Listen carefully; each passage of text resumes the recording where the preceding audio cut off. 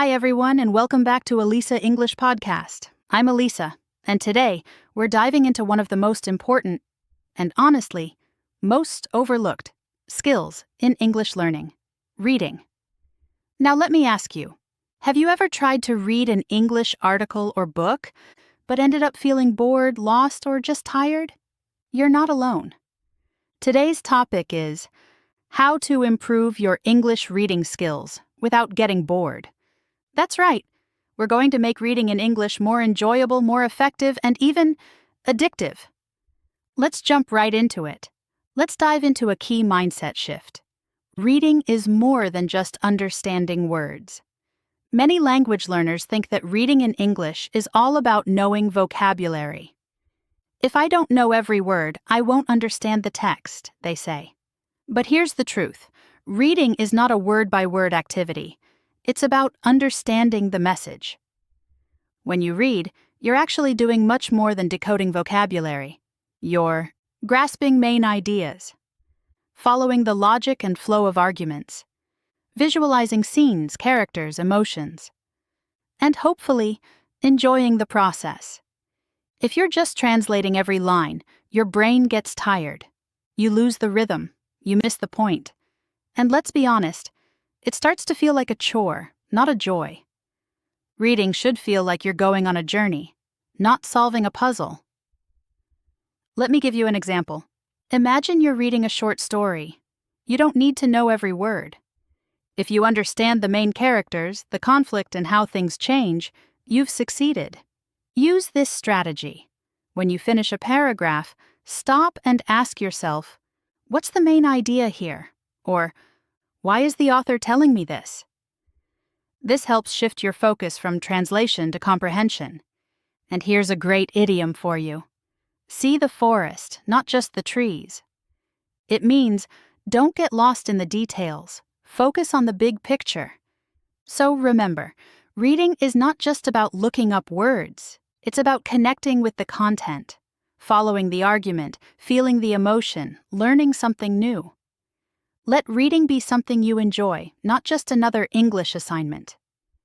Next up, we'll talk about how to choose the right kind of material for your level. Stay tuned.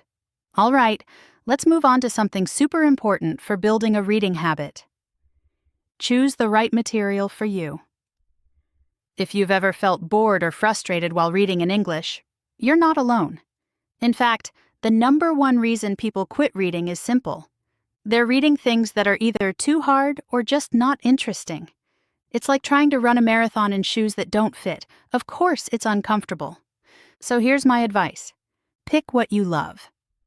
Love psychology? Read about habits or motivation. Into travel? Dive into blogs or stories from other cultures. Obsessed with football, cooking, fashion, or tech? There's English content for all of it.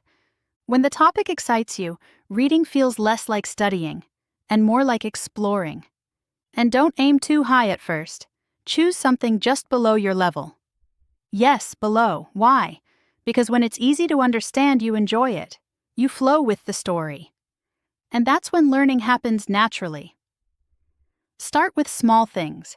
Short blog posts. Easy news websites. Graded readers. Even Instagram captions from native speakers, yes, that counts. Here's a useful phrase.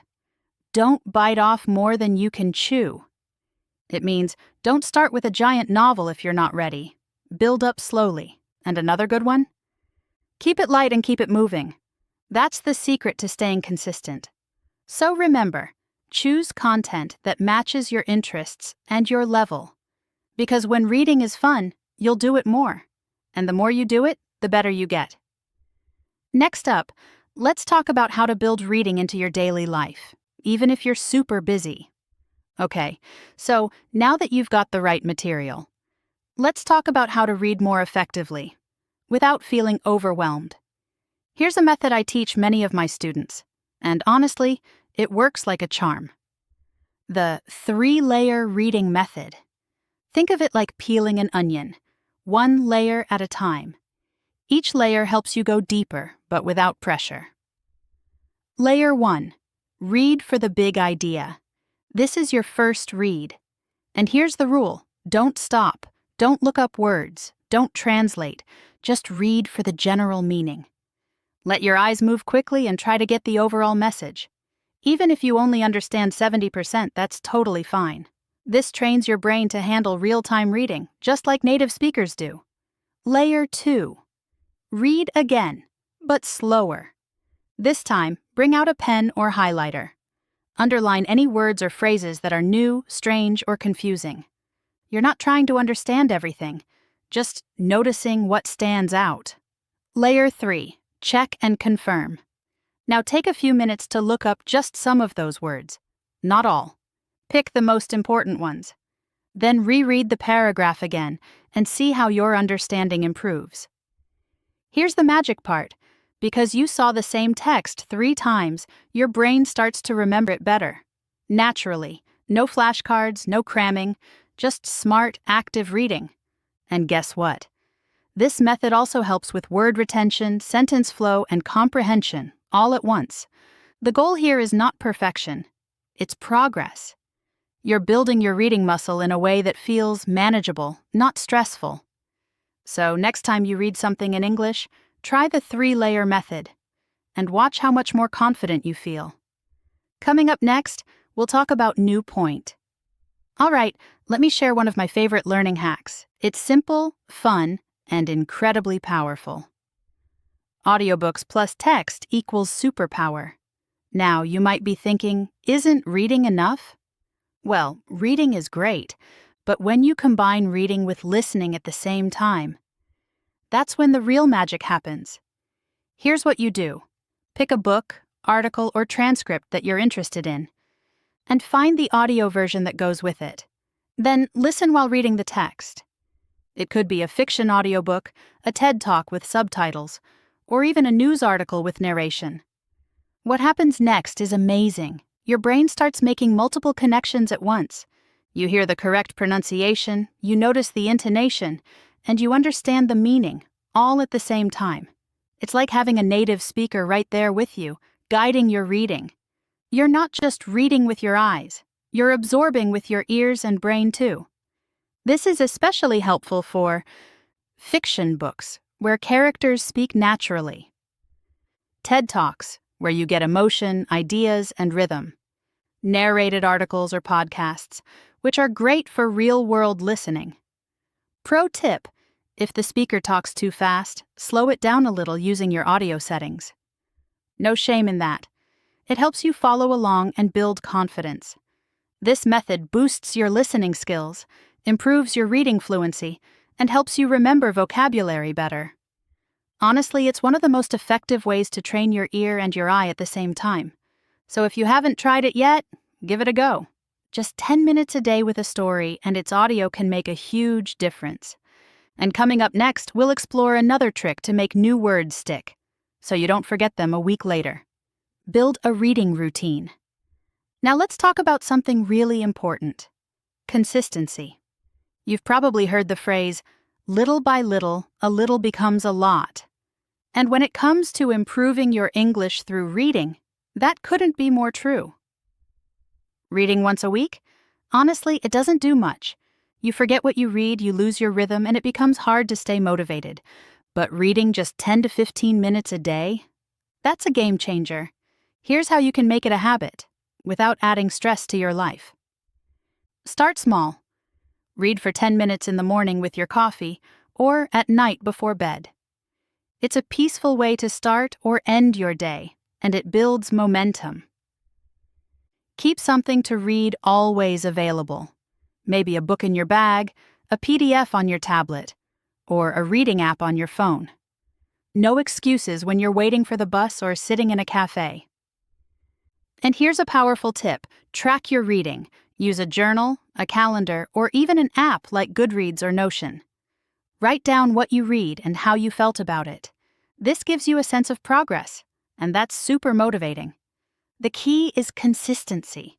You don't need to read a whole novel in a day. Just a few pages every day adds up over time. Think of it like brushing your teeth. You don't wait until Saturday to brush for 90 minutes, right? You do it a little bit every day. So make reading a regular part of your English journey. Soon, you'll notice your vocabulary growing, your grammar improving, and your brain thinking more naturally in English. And speaking of vocabulary, in the next part, we're going to explore how to remember and use the new words you read, instead of forgetting them the next day. Don't obsess over every word. All right, here's a tip that can totally transform how you read in English. Don't try to understand every single word. I know. It sounds a little scary, right?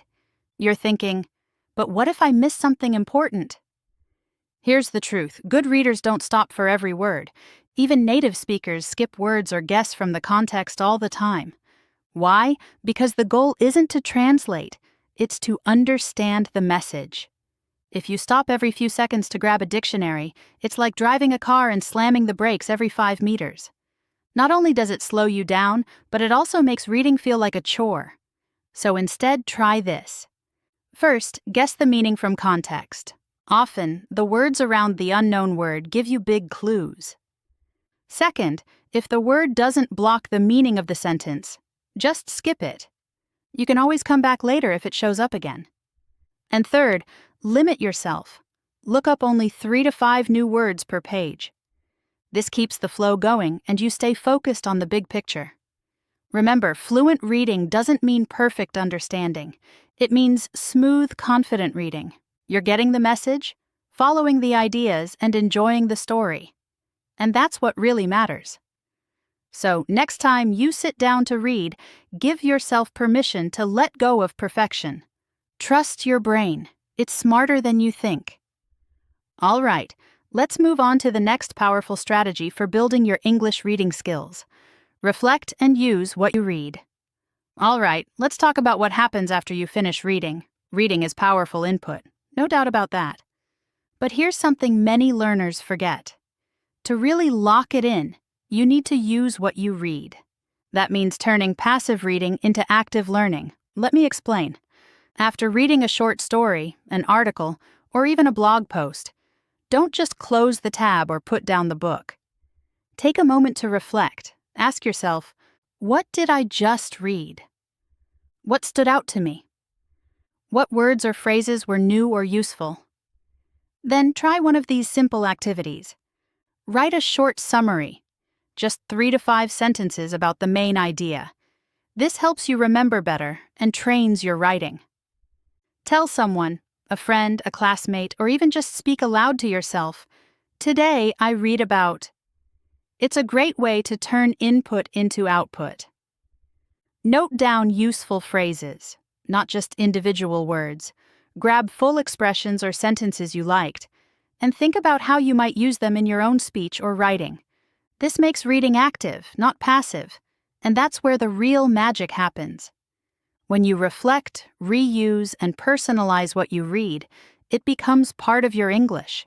And that's the key to building both memory and fluency.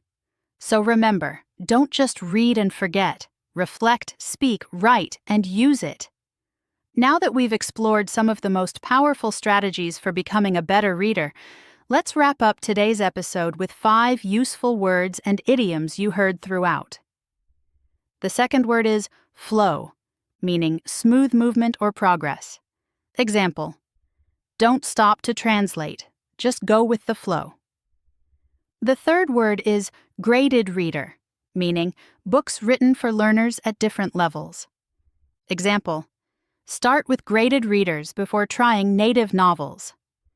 The fourth word is game changer, meaning something that makes a big difference. Example, reading every day is a game changer for your English. The final word is obsession, meaning when someone thinks about something too much. Example, don't turn reading into an obsession with every word. So, what's the key to improving your English reading skills without getting bored? Pick the right material. Use fun techniques like audiobooks or 3-layer reading, and make it a simple daily habit. Remember, reading should feel like exploring, not working. Thanks for tuning in to Alisa English Podcast. I'm David, and I hope today's episode makes your reading journey more exciting and effective.